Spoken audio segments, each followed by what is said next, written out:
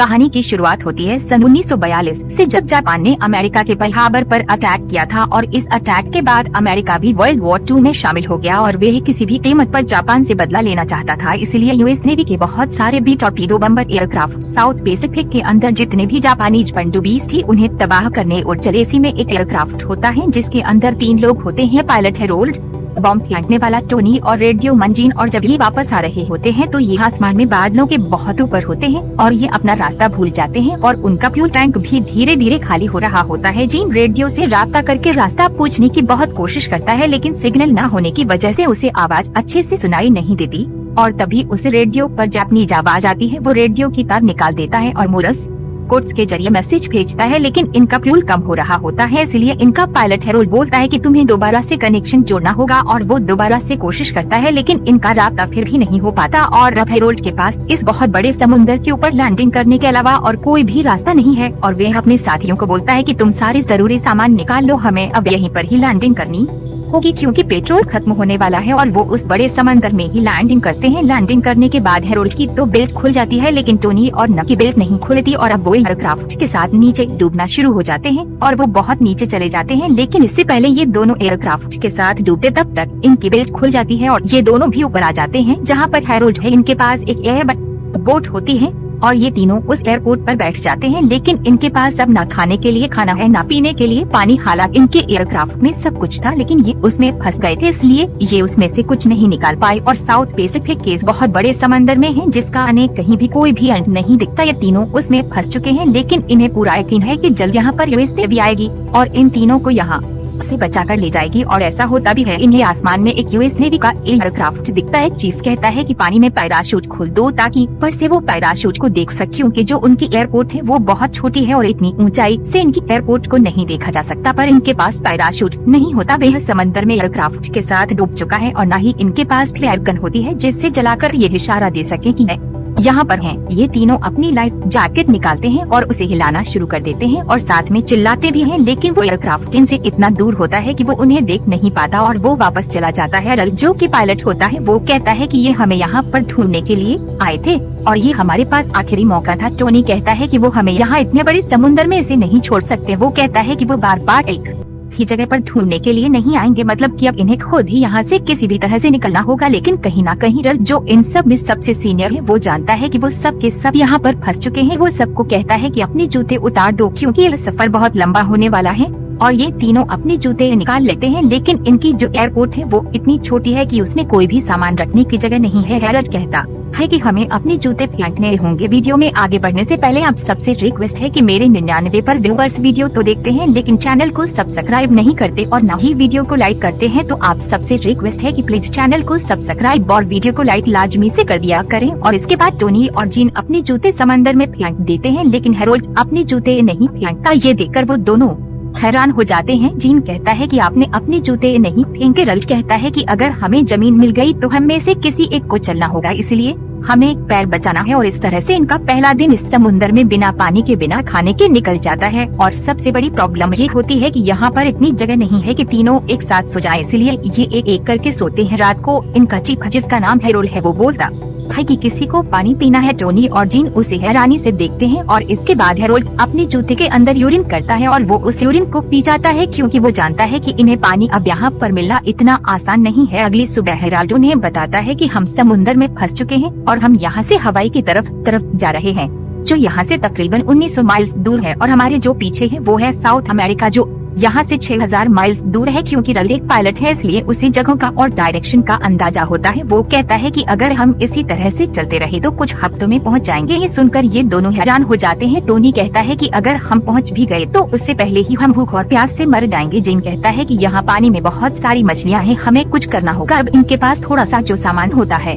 उसमें एक गन की मैगजीन भी होती है। गन के मैगजीन के अंदर स्प्रिंग होता है और ये उस स्प्रिंग से मछली पकड़ने का कांटा बना लेते हैं और उस कांटे को पानी में डाल देते हैं। तभी इनके कांटे में कुछ फंस जाता है। ये उसे खींचने की कोशिश करते हैं और जब ये उसे खींचते हैं तो उनकी रस्सी टूट जाती है और उसमें कांटा नहीं होता। जीन कहता है कि पानी में कोई हमसे भी ज्यादा भूखा है। हालांकि यह समंदर में है लेकिन यहाँ पर गर्मी बहुत ज्यादा होती है, इसीलिए जीन पानी में कूद जाता है। वो कहता है कि अब मैं और गर्मी बर्दाश्त नहीं कर सकता और उसके पीछे टोनी भी कूदने वाला होता है, लेकिन रोड उसे रोक देता है। वो कहता है कि मैंने सुना है कि इस पानी में शार्क है, और जब यह बात जीन को बताई जाती है तो वो जल्दी से वापस अपनी बोट पर आ जाता है। इसका मतलब ये है कि ये लोग अब पानी में नहीं जा सकते। धीरे धीरे वक्त गुजरता है और उन्हें आज बोट पर पूरे 5 दिन हो जाते हैं, और 5 दिनों से इन्होंने ना पानी पिया होता है और ना ही खाना खाया होता है, इसलिए ये तीनों के तीनों बहुत कमजोर हो जाते हैं। और जब टोनी बर्दाश्त नहीं कर पाता तो समंदर का पानी पीने की कोशिश करता है, लेकिन हरालू से रोक लेता है। वो कहता है कि ये पानी तुम्हारी बॉडी को और भी सुखा देगा। दरअसल इन सब की यहाँ फंसने की सबसे बड़ी वजह ये होती है कि हेरोल्ड जो उनका पायलट होता है वो रास्ट की तरफ जा रहा होता है, और वो जीन से कंफर्मेशन मांगता है कि क्या हम सही जा रहे हैं। और रेडियो पर जीन को बताया जाता है कि तुम्हें ईस्ट जाना है, इसी वजह से ये रास्ता खो देते हैं और पेट्रोल खत्म होने की वजह से अब ये समुद्र में फंस चुके हैं। अब अचानक से हेरोल्ड को याद आता है कि उसकी शर्ट की जेब में एक पेंसिल है, जिससे वो बहुत खुश हो जाता है। वो पेन निकालता है। वो कहता है कि हम चार्ट बना सकते हैं, जिससे हम यह पता कर सकते हैं कि हम एग्जैक्टली अभी कहाँ पर हैं। और उसके बाद वो अपनी एयरपोर्ट पर ही चार्ट बनाना शुरू कर देते हैं। चार्ट बनाने के बाद जब उसे अपनी डायरेक्शन का पता चलता है तो वो कहता है कि हमें अपनी बोट को हवा के साथ बहने से रोकना होगा, और वो लाइफ जैकेट से और उनके पास जो और सामान होता है उसे एक लंगर बनाते हैं, जिससे इनकी बोट एक जगह स्टेबल हो जाएगी। और ये जब भी उसे निकालेंगे तब भी उसी डायरेक्शन में जाएंगे जिस तरफ हवा चल रही होगी, और ऐसा करने से ये उस तरफ जा सकते हैं जिस तरफ ये जाना चाहते हैं। ये लंगर बनाते हैं और पानी में डाल देते हैं, जिससे इनकी बोट स्टेबल हो जाती है। और उसके बाद ये प्रेयर करते हैं। प्रेयर करने के बाद जीन कहता है कि हमें जिंदगी में सभी काम अच्छे नहीं किए, लेकिन हमें आपकी मदद की जरूरत है। हेराल्ड से दुआ मांगता है कि इस समुद्र में जितनी भी बोट्स हैं उन सब की मदद करना, और उन्हीं बोट्स में से एक बोट हमारी भी है। टोनी कहता है कि जैसा मेरे दोस्तों ने कहा बिल्कुल सही कहा, लेकिन हमें सबसे ज्यादा जरूरत यहाँ पर बारिश की है। मेहरबानी करके आप बारिश करते हैं, लेकिन बारिश नहीं होती। इस बात से टोनी डिस्पिटल है। जीन कहता है कि गट को थोड़ा वक्त दो। इसके बाद रात हो जाती है, और जब ये सब के सब सो रहे होते हैं तो बारिश होना शुरू हो जाती है। और कई दिनों के बाद आज इन्होंने पहली बार पानी का एक घूंट पिया है, जिससे इन्हें बहुत राहत मिलती है, क्यों इनकी पूरी बॉडी डिहाइड्रेट हो चुकी थी। अगले दिन दिखाया जाता है कि जिन कई दिनों से मछलियां पकड़ने की कोशिश कर रहा है, लेकिन वो एक भी मछली नहीं पकड़ पाता है। हेराल्ड से कहता है कि मैंने तुमसे ज्यादा पेशेंस रखने वाला फिशरमैन आज तक नहीं देखा। तुम पिछले 1 हफ्ते से मछली पकड़ने की कोशिश कर रहे हो, लेकिन तुम 1 हफ्ते में एक मछली भी पकड़ नहीं पाए। जीन कहता है कि जहाँ से मैं आया हूँ वहाँ पर एक कहावत है, you don't catch you don't eat. लेकिन जीन खुद भी फ्रस्ट्रेट हो चुका है। वो अपनी जेब से चाकू निकालता है। हेराल्ड से कहता है कि मैंने तुम्हें कितनी बार कहा है कि इस चाकू को हमेशा अपनी जेब में रखना, क्योंकि सिर्फ एक यही चीज हमारे पास है जो इस बोट को छेद कर सकती है। लेकिन जीन उसकी बात को नहीं सुनता और वह पानी में मछली का इंतजार करना शुरू कर देता है। और जैसे ही उसे पानी में मछली दिखती है वो उस पर वार कर देता है, लेकिन उसे लगता है कि उसने राफ पर चाकू मार दिया है। वो कहता है कि मुझसे गलती हो गई, मैंने राफ पर चाकू मार दिया है। हेरोल्ड कहता है कि चाकू को निकालना मत, क्योंकि अगर उसने चाकू को निकाल दिया तो पानी राफ्ट के अंदर भर जाएगा और इस तरह से ये अपनी राफ्ट को खो देंगे। लेकिन जीन देखता है कि उसने चाकू एक शार्क मछली के बच्चे को मारा होता है, और वो उसे ऊपर राफ्ट के अंदर खींच लेता है, और उसके बाद ये सब मिलकर उस शार्क के बच्चे को मार देते हैं और उसके पेट से कई सारी छोटी मछलियां भी निकालते हैं। और इस तरह से पूरे 1 हफ्ते के बाद ये तीनों खाने का पहला निवाला खाते हैं, जिनसे इन्हें न सिर्फ खुशी होती है बल्कि इनकी बॉडी में एनर्जी भी आती है। यहाँ पर जो हेराल्ड होता है वो कहता है कि मैं अब घर जाऊंगा, मेरी वाइफ मुझसे बहुत नाराज होगी। वो इन दोनों से भी पूछता है कि क्या तुम्हारी शादी हो गई है। दरअसल ये एक दूसरे को उतनी अच्छी तरह पर्सनली नहीं जानते हैं। टोनी कहता है कि मेरी शादी हुई, लेकिन मेरी एक गर्लफ्रेंड है। जीन कहता है कि ना ही मेरी शादी हुई है और ना ही मेरी गर्लफ्रेंड है। टोनी जीन को कहता है कि तुम जब वापस जाओगे तो मेरी बहन को डेट कर लेना, वो बहुत खूबसूरत है। जब ये बातें कर रहे होते हैं तब ये देखते हैं कि बहुत सारी शार्क्स इनकी राफ्ट के चारों तरफ घूम रही होती हैं। दरअसल इन्होंने जिस शार्क के बच्चे को मारकर खाया है उसका कुछ खून पानी में भी गिर गया था, जिसकी स्मेल से सारी शार्क्स यहाँ पर आ जाती हैं, लेकिन वो उनकी राफ्ट को कुछ भी नहीं करती। वो सब की सब वापस चली जाती हैं। दरअसल साउथ पैसिफिक शार्क मछलियों के लिए बहुत मशहूर है और वो कभी भी इनकी राफ्ट को गिराकर इन सबको खत्म कर सकती हैं, लेकिन इस बार इनकी किस्मत अच्छी होती है, इसीलिए बच जाते हैं। अब हालांकि इन्होंने खाना खा लिया, इन्हें पानी भी मिल चुका है, लेकिन जैसे जैसे दिन गुजरते हैं ये एक बार फिर से कमजोर होना शुरू हो जाते हैं। एक रात जब जीन पानी के अंदर हाथ डालकर बैठा होता है तभी एक शार्क उसके हाथ पर हमला कर देती है, जिससे वो उसके हाथ को जख्मी कर देती है। लेकिन जीन की किस्मत अच्छी होती है कि उसके हाथ में बहुत ज्यादा चोट नहीं आई होती। एक बार जीन को दिखता है कि सामने कुछ है। उसे लगता है कि सामने कोई आइलैंड है और वो टोनी को दिखाता है, लेकिन टोनी कहता है कि सामने कुछ भी नहीं है, ये सिर्फ तुम्हारा वहम है। यहाँ पर इन्हें अजीब अजीब सपने भी आ रहे होते हैं और 15वें दिन की सुबह ये दिखाया जाता है कि टोनी के हाथ में उसकी गन होती है और तभी जीन से धीरे से कहता है कि मुझे अपनी गन दो और बिल्कुल आवाज मत करना। टोनी उसे गन दे देता है और तभी वो देखता है कि सामने राफ्ट पर एक परिंदा बैठा होता है और वहीं पर हैरोल्ड सो रहा होता है। जीन उस पर गोली चलाता है और गोली परिंदे को लग जाती है, लेकिन वो बोट से नीचे समंदर में गिर जाता है। और जब हैरोल्ड देखता है कि इन्होंने परिंदे को निशाना बना दिया है तो वह समुद्र में कूद जाता है। वो पंछी तक पहुंच जाता है और जैसे ही वो पंछी को उठाता है तो वो देखता है कि उसके पीछे एक शार्क आ रही होती है। अब हैरोल्ड जल्दी से अपनी राफ्ट की तरफ आता है और उससे पहले कि वो शार्क का खाना बन जाता, वो राफ्ट के ऊपर आ जाता है और वो शार्क इनकी राफ्ट के नीचे से निकल जाती है और इस तरह से रज की जान बच जाती है। अब इनके पास एक बार फिर से खाना है। इन 15 दिनों में ये दूसरी बार है जब इन्हें खाना मिला है, लेकिन जैसे जैसे दिन गुजर रहे होते हैं इसका असर इनके के दिमाग पर भी हो रहा होता है। इन सबको अजीब अजीब से सपने आते हैं और अब इन्हें यहाँ पर 20 दिन हो जाते हैं। सुबह जब रज उठता है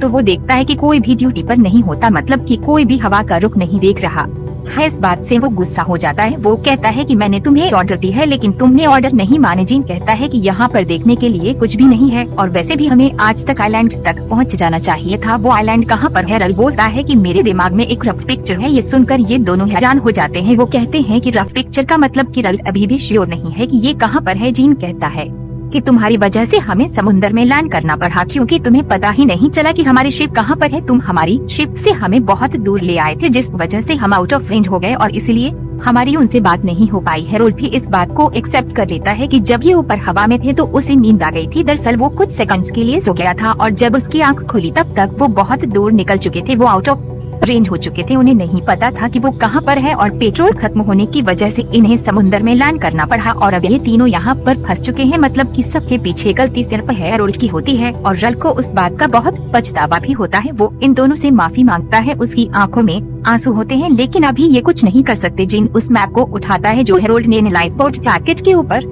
बनाया होता है और वो कहता है कि अब यही हमें घर वापस ले जा सकता है। तभी हैरोल्ड को एक आइडिया आता है। उसके पास जो शूज होते हैं वो उन्हें जीन के चाकू से काटकर उनके सोल से 2 चप्पू बना लेता है ताकि जिस डायरेक्शन में भी ये जाना चाहते हैं वो उस डायरेक्शन में जा सके। और टोनी कहता है कि जो भी सबसे पहले आइलैंड दिखेगा उसे बाकी के 2 लोग डिनर करवाएंगे, वो भी उसकी मनपसंद जगह पर। लेकिन इनकी मंजिल इतनी आसान नहीं है और कुछ दिन गुजर जाते हैं। आज इन्हें समंदर में पूरे 30 दिन हो चुके हैं और 30 दिनों के बाद इनके अंदर अब बोलने की भी हिम्मत नहीं है क्योंकि ये प्यासे हैं, ये भूखे हैं और न ही इनके पास कोई मोटिवेशन है। अब उसी रात को बारिश होना शुरू हो जाती है जिससे इन्हें एक बार फिर से पानी मिल जाता है। लेकिन तभी ये देखते हैं कहीं बहुत बड़ा एक तूफान सामने से आ रहा होता है और ये उस तूफान में फंस जाते हैं। इनकी राफ्ट उलट जाती है और टोनी जिसे तैरना नहीं आता वो भी खो जाता है। लेकिन तभी ये देखते हैं कि टोनी बोट के दूसरी तरफ होता है। ये राफ्ट को सीधा करते हैं और बड़ी मुश्किल से एक करके सबके सब राफ्ट के ऊपर चढ़ जाते हैं और इस तरह से खतरनाक तूफान से इनकी जान बच जाती है। अगली सुबह ये दिखाया जाता है कि ये तीनों बहुत बुरी तरह से थक चुके हैं और इनके पास जो थोड़ा बहुत सामान था वो रात को समुद्र में कहीं खो गया और इन्होंने भी अब मान लिया है कि ये अब बचने वाले नहीं है। ये राफ्ट के ऊपर एक जिंदा लाश की तरह पड़े होते हैं। इन्हें अपने घर की भी याद आ रही होती है। हैरोल्ड अपनी वाइफ को याद कर रहा होता है और जिनको टोनी की बन समुद्र में बैठी हुई दिखती है दरअसल उसको लुसिन हो रहे होते हैं। जिस तरह से टोनी ने अपनी बहन का डिस्क्रिप्शन दिया था उस हिसाब से वो उसकी इमेज को देखता है और टोनी से कहता है कि मुझे लगता है कि मुझे तुम्हारी बहन से प्यार हो गया है। टोनी कहता है कि तुम दोनों एक ग्रेट कपल बनोगे। रल ये सब सुनकर बहुत मायूस हो जाता है। वो कहता है कि मुझे नहीं पता था कि ये सब इस तरह से अन होगा, मुझे माफ कर दो। दरअसल हैरोल्ड अपने आप को गुनहगार समझ रहा होता है लेकिन तभी टोनी बड़ी मुश्किल से बैठता है और वो कहता है कि हम बहुत दूर तक आ चुके हैं और इस तरह से हम हार नहीं मान सकते। इसके बाद वे अपने हाथ से बोट चलाना शुरू कर देता है और उसे देखकर ये दोनों भी बैठ जाते हैं। वो भी ऐसा ही करते हैं लेकिन चाहे ये अपने आप को कितना भी मोटिवेट क्यों ना करें इनकी बॉडी में बिल्कुल भी एनर्जी नहीं होती और 34 दिन के बाद ये पूरी तरह से बेहाल हो चुके हैं, तकरीबन मर चुके हैं। इनके अंदर बात करने की भी हिम्मत नहीं है और इसी हालत में टोनी कहता है कि मैंने सपना देखा जिसमें मैंने बहुत बड़ा हरा खेत देखा। जल्द कहता है कि ये सपना मैं 2 बार देख चुका हूँ और उसके बाद हैरोल्ड थोड़ा सा समुद्र का पानी उठाकर पीना शुरू कर देता है। दरअसल उसने मान लिया है कि वो अब नहीं बच पाएगा। तभी उसके सामने लेटा हुआ जीन कहता है कि मुझे सामने कुछ हरा हरा दिख रहा है और जब ये तीनों उठकर देखते हैं तो ये एक आइलैंड होता है और उसे देखकर इन सबको खुशी एक एनर्जी आ जाती है क्योंकि 34 दिन समुद्र में गुजारने के बाद आज ये एक छोटे से आइलैंड तक पहुँच गए हैं और ये अपने हाथों से जोर जोर से बोट को उस तरफ धकेलना शुरू कर देते हैं और कुछ ही पलों के बाद ये तीनों समंदर के किनारे तक पहुंच जाते हैं। 34 दिनों के बाद इन्होंने जमीन को छुआ है, जिससे इन्हें बहुत सुकून मिलता है। यहीं बीच पर 2 झोपड़े भी होते हैं और ये तीनों के तीनों उस तरफ चल पड़ते हैं और इस तरह से मुश्किल सफर को खत्म करके ये तीनों 20 फरवरी सन 1942 को पुका पका नाम के बीच पर पहुंच जाते हैं। इन तीनों की जान इसलिए बच जाती है क्योंकि इन्होंने इतने मुश्किल सफर में भी कभी उम्मीद नहीं छोड़ी। और उम्मीद एक ऐसी चीज है जो जिंदगी में आपको लड़ना सिखाती है, आगे बढ़ना सिखाती है। वो आपके अंदर जज्बा लेकर आती है और ऐसे ही जज्बे से ये तीनों बच गए। और लास्ट में बताया जाता है कि इन तीनों ने 10,000 माइल से भी ज्यादा का सफर उस छोटी सी राफ्ट में किया था। हेरोल्ड को नेवी ने अवार्ड दिया क्योंकि उसने इस मुश्किल सफर में भी अपने क्रू को बहुत अच्छे से लीड किया था। लेकिन इसके बाद इन्होंने कभी भी कोई एयरक्राफ्ट नहीं उड़ाया। टोनी जब पूरी तरह से ठीक हो गया तो उसने अपना करियर नेवी में ही कंटिन्यू रखा और 1986 में जब उसकी मौत हुई तो उसकी राह को समुद्र के ऊपर छोड़ दिया गया। जीन नेवी वार के दौरान रेडियो में काम किया और सन 1946 में उसने टोनी की बहन फ्रांसिस से शादी कर ली। और लास्ट में इन तीनों की रियल पिक्चर को भी दिखाया जाता है, जिससे ये पता चलता है कि इन तीनों ने 34 दिनों तक समुद्र में कितना सफर किया था। इसी के साथ इस मूवी सच्ची कहानी का अंत हो जाता है। अगली कहानी आप किस मूवी पर सुनना चाहते हैं मुझे नीचे कमेंट्स में जरूर बताना। और अगर ये वीडियो आपको पसंद आई हो तो इस वीडियो को लाइक लाजमी से कर देना और मजीद ऐसी वीडियोस देखना चाहती हैं तो चैनल को सब्सक्राइब